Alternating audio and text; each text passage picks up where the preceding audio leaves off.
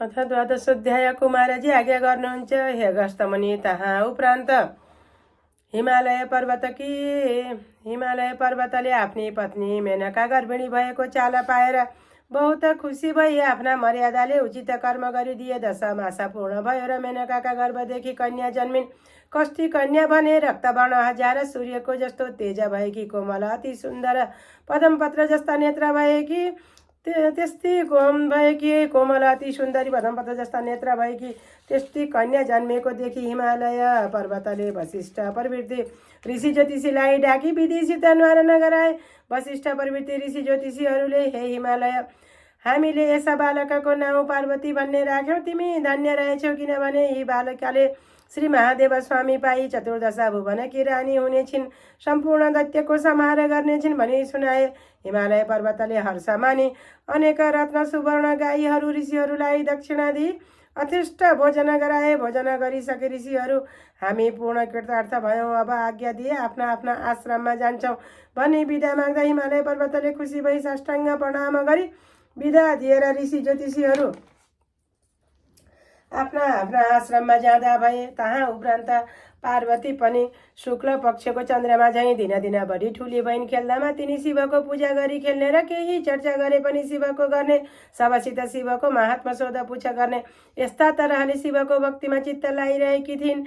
एक दिन नारद ऋषिले विष्णुको नजिकमा गई, हे वैकुण्ठनाथ, हिमालय पर्वतकी पुत्री पार्वती नाउँ गरेकी कन्या तपाईँका योग्य छन्।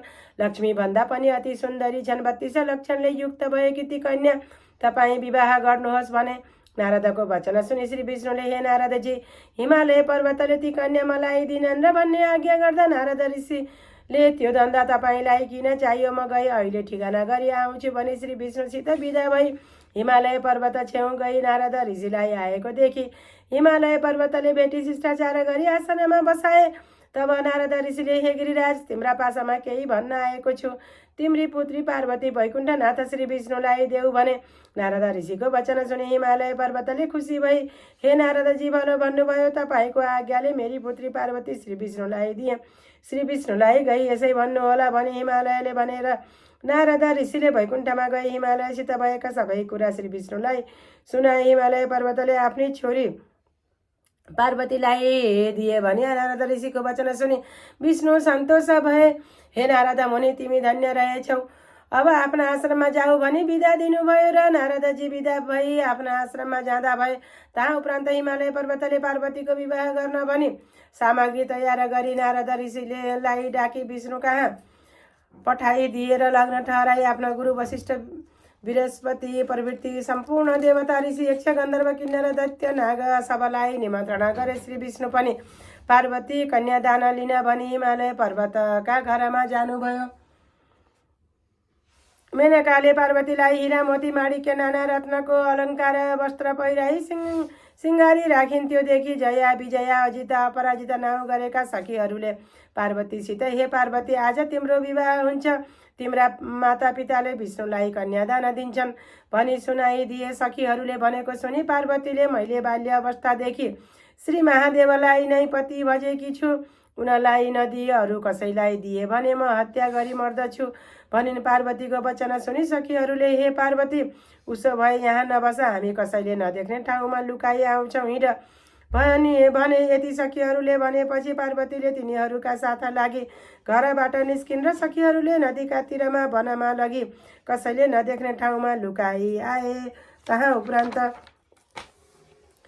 हिमालय पर्वतले आफ्नो गुरु बृहस्पतिलाई यज्ञमा बसाई विधि गराई कन्यादान दिन भनी पार्वतीलाई लिन पठाई। लिन जानेले घरमा छैनन् भनेको खबर सुनि सब ठाउँमा खोजी गरे, तर कहीँ पाउन नसकी। हिमालय पर्वतका पासा गई सो खबर सुनाए। पर्वत राजाले त्यो खबर सुनि चित्त आकुल गरी गुरु बृहस्पति ऋषिका पासा गई, पार्वती यहाँ छैनन्, अब कसो गरू भनी अत्यन्त खेद गर्न लागेर बृहस्पति ऋषिले यस लग्नमा भएन भनी विष्णुसित सभा हाल बिन्ती गर्दा विष्णु प्रवृत्ति सम्पूर्ण देवता फर्की आफ्ना आफ्ना आश्रममा जाँदा भए। उता सखीहरूले पार्वतीलाई लुकाई आएपछि पार्वतीले नदीका तिरमा बसी महादेवको तपस्या गर्न लागिन्। तपस्या गर्दा गर्दा उनले आफ्नो आत्मालाई पनि बिर्सनु। ठुलो बतासा घाम पनि देखिको कष्ट पनि उनलाई केही पनि भएन। ठुलो सुखदेखि जिउता भइराखिन्। उनको तपस्याले इन्द्रको आसन डगमगायो, पृथ्वी पनि भूकम्प भयो। तब इन्द्र डराई पार्वतीको तपस्या भङ्ग गर्न 2टा राक्षसहरूलाई तहाँ पठाए।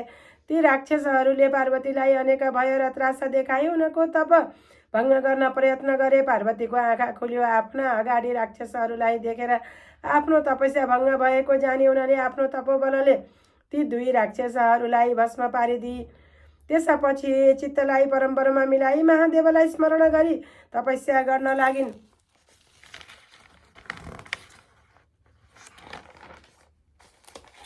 तिनको तपस्यादेखि महादेव सन्तुष्ट भई पार्वतीको परीक्षा गर्न बटुरूप भई तहाँ जानुभयो।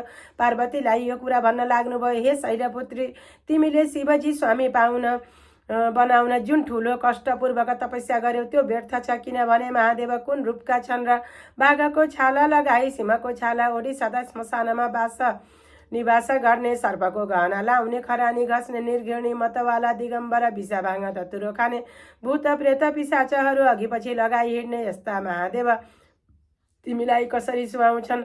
यसै कारणले हे गौरी, तिमी आफ्नो मनको यो भावनालाई हटाऊ। तिमी जस्ती सुन्दरी यो ब्रह्माण्ड संसारमा हुन दुर्लभ छ। तिमी यदि सुख र आनन्दमा रहन चाहन्छौ भने मलाई वर्ण गर, म तिमीलाई संसारको सारा आनन्द दिलाउने छु। पार्वतीले ती बटुको यस्तो कुरा सुनि क्रोधले राता राता आँखा गरी तिनलाई भस्म गर्न तत्पर भइन् तर ती बटु शिवजी हुनाले भस्म गर्न सकिनन्। तब त्यहाँबाट हिँड्ने विचार गरिन्। जब उनले एक पाइला सारेकी मात्र थिइन्, महादेवले आफ्नो ज्योति स्वरूपको दर्शन दिनुभयो। पार्वतीको हिँड्नलाई अगाडि बढेको कदम पनि टक्क रोकियो। उनले हर्षको आँसुले महादेवको पूजा गरिन्। तब महादेवले भन्नुभयो, हे पार्वती, मलाई किन आराधना गर्यौ भनी आज्ञा भयो। पार्वतीले, हे जगदीश्वर, मैले बालक अवस्थादेखि श्री महादेव स्वामी पाउन भनी हजुरलाई ध्याइरहेको छु। मेरो पिता हिमालय पर्वतले श्री विष्णुलाई कन्यादान दिन लाग्दा भागी यहाँ आएर लुकिरहेकी छु। मेरो रक्षा गर्नुहोस्, मदेखि प्रसन्न भई बक्सनुहोस् भनी बिन्ती गरिन्। श्री महादेवले, हे पार्वती, तिम्रा बाबा महातारीले कन्यादान नदिई तिमीलाई मैले आफ्नी स्त्री भन्न हुँदैन। आफ्ना बाबा महातारीलाई जसरी हुन्छ राजी गराऊ भन्ने आज्ञा भयो। र फेरि पार्वती बिन्ती गर्दछिन्, हे ईश्वर, जसो गर्ने हो मलाई उपदेश बक्सियोस्। मैले त आफ्नो शरीर हजुरलाई अर्पण गरिसकेकी छु। यसमा फरक पर्यो भने अपहत्या गरी मर्नेछु। पार्वतीको त्यस्तो कुरा सुनि श्री महादेवले, हे पार्वती, विष्णु आई तिमीलाई जस्तो उपदेश गर्नुहोला तिमीले त्यस्तै गर्नु भनी आज्ञा भयो। सो आज्ञा सुनि पार्वतीले हवस् भनी श्री महादेवलाई साष्टाङ्ग प्रणाम गरिन् र महादेव अन्तर्ध्यान हुनुभयो।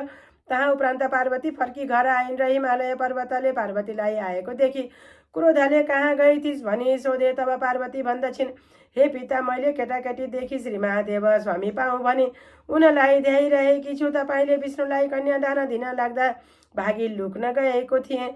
यति पार्वतीले भनेको वचन सुनि हिमालयले न्वारानका दिन वशिष्ठ प्रवृत्ति ऋषि ज्योतिषीले भनेको कुरा सम्झी चुप लागि। तहाँ उपरान्त पार्वतीले कहिले विष्णु आउनुहोला र भनी श्री महादेव स्वामी पाउलाको निमित्त नाना तीर्थ व्रत दान धर्म जप तप गरी यज्ञ गरी शिवलिङ्ग बनाई पूजा गर्न लागिन्। पार्वतीले यस्तो तरहले भक्ति गरेको देखि विष्णुले हातमा शङ्ख चक्र गदा पद्म लिई गरुडमाथि सवार भई पार्वती छेउ आएर, हे पार्वती, तिमीले नाना तीर्थ व्रत दान धर्म यज्ञ जप गरेको देखि म सन्तोष भए, वरदान ल्याऊ भन्नुभयो। र पार्वतीले हात जोडी भनिन्, हे परम ब्रह्म, अरू थोक वरदान के मागु पाउँछु भने श्री महादेवलाई स्वामी गराउन पाऊँ। पार्वतीले भनेको सुनि विष्णु आज्ञा गर्नुहुन्छ, हे पार्वती, तीर्थ व्रत दान धर्म जप तप भन्दा पनि उत्तम कुरा म कहन्छु, एकचित्त भई सुन। श्री स्वस्थानी परमेश्वरीको व्रत गर। त्यस व्रतका प्रभावले तिमी जगदीश्वर श्री महादेवलाई स्वामी पाउली। यति विष्णुले आज्ञा गरेको सुनि पार्वती फेरि बिन्ती गर्दछिन्, हे लोकनाथ, त्यस व्रतको विधि के हो, के गर्नुपर्छ त्यो आज्ञा गर्नुहोस्। विष्णु आज्ञा गर्नुहुन्छ, हे पार्वती, पौष शुक्ल पूर्णिमाको दिनदेखि व्रत आरम्भ गर्नुपर्छ। त्यो पनि कस्ता हिसाबले भने घोडाको नङ काटी पवित्र भई एक भक्त रही स्नान गरी नित्य मध्याह्न कालमा श्री महादेवको पूजा गरी महिना दिन भएपछि माघ शुक्ल पूर्णिमाका दिन अष्टोत्तर शत रोटी, अष्टोत्तर शत अक्षता, अष्टोत्तर शत बेली पुष्प, अष्टोत्तर शत सूत्र, अष्टोत्तर शत कुटका सुपारी, अष्टोत्तर शत सब जात जातका फल फूल तयार गरी 8 सिंह ओमकार लेखी गङ्गाजलले स्नान गराउनु। श्रीखण्ड रक्त चन्दन सिन्दुर वस्त्र चढाउनु, धूप दीप नैवेद्य कस्तुरी भेटी चढाउनु र षोडशोपचारले पूजा गर्नु, स्तोत्र पाठ गर्नु, अर्घ दिनु। अष्टसूचदले स्वयं मातृकाष्ठथितास् तथा खड्गम त्रिशूलं चूर्धं च अर्धं च वरमोत फलं चतुर्भुजां त्रिनेत्रां च सर्वालङ्कारभूषितां सुवर्णवद्विकासामा स्वस्थानी जगदीश्वरी। हे पार्वती, श्री स्वस्थानी परमेश्वरी भनेको अष्टदल पद्ममा अष्टमातृका बसेकी, खड्ग त्रिशूल वर र नीलोत्पला हातमा लिएकी, 4 हात र 3 आँखा भएकी, नाना अलङ्कार लाएकी, पीत वर्ण सुवर्ण भन्दा पनि अधिक शोभायमान भएकी छन्। ती परमेश्वरीलाई ध्यान गरी हे ईश्वरी भनी उनैसित वरदान माग्नु, प्रसाद झिक्नु। उहाँ पछि अष्टोत्तर 7 रोटी मध्ये 8 रोटी, 8 अक्षता, 8 बेली पुष्प, 8 यज्ञ पवित्र सूत्र, 8 गुटका सुपारी सगुन समेत आफ्ना पुरुषलाई दिनु, पुरुष नभए छोरालाई दिनु, छोरा नभए मृत छोरालाई दिनु, मृत छोरा पनि नभए जुन कामनाले व्रत गरेको छ मेरो फलानु कामना सिद्ध होस् भनी गङ्गामा लगी बहाउनु। 100 रोटी आफूले फलाएर गर्नु, रात्रिमा जागरण गरी उनै ईश्वरीको महिमा सुनाउनु। हे पार्वती, श्री स्वस्थानी परमेश्वरीको प्रसाद लिने बेलामा श्री महादेव तिम्रो पासमा आइपुग्नुहुनेछ। तिम्रो भक्तिदेखि म सन्तोष भएँ, श्री महादेव स्वामी पाएँ भने श्री विष्णुले वरदान दिनुभयो र पार्वतीले मनमा आनन्द माने विष्णुलाई श्रद्धापूर्वक पूजा गरी प्रणाम गरिन्। पार्वतीले पूजा गरिसकेपछि श्री विष्णु गरुडमा सवार भई तहाँदेखि अन्तर्ध्यान भई वैकुण्ठ जानुभयो। श्री कंदस प्राणे केदार खण्डे माघमात्म्य कुमार अगस्त संवादे श्री स्वस्थानी परमेश्वरी व्रत कथायां श्री स्वस्थानी व्रतोपदेशो नाम 12 ओम उपनयतु मंगलम सकल जगन मंगलालय श्रीमान दिनकर किरण निबोधित नव नलिनदल निवेक्षण कृष्ण काले वरसतु प्रजन्य पृथिवी सस्यशालिनी देश यशभ्य रहितो ब्राह्मण सन्तु निर्भया अपुत्र पौत्रिण सन्तु पौत्रिण सन्तु पौत्रिण अधना सदना सन्तु जीवन्तु शरदां शतं तत्रैव गंगा यमुना च तत्र गोदावरी सिन्धु सरस्वती च तीर्थानि सर्वाणि वसन्ति तत्र यत्र चितोद्वार कथा प्रसंग या कुन्देन्दु तुषारहार धवला या शुभ्रवस्त्रावृता या वीणा वरदण्ड मण्डितकरा या श्वेत पद्मासना या वर्माच्युत शङ्कर प्रभृतिभिर् देवैः सदा वन्दिता श्यामं पातु सरस्वती भगवती निःशेषजाड्यापहा कायेन वाचा मनुषेन्द्रियर्वा बुद्ध्यात्मना वा प्रकृति स्वभावात् करोमि यत् सकलं परस्मै नारायणायेति समर्पयेत्। भन्नु स्वस्थानी माता की जय।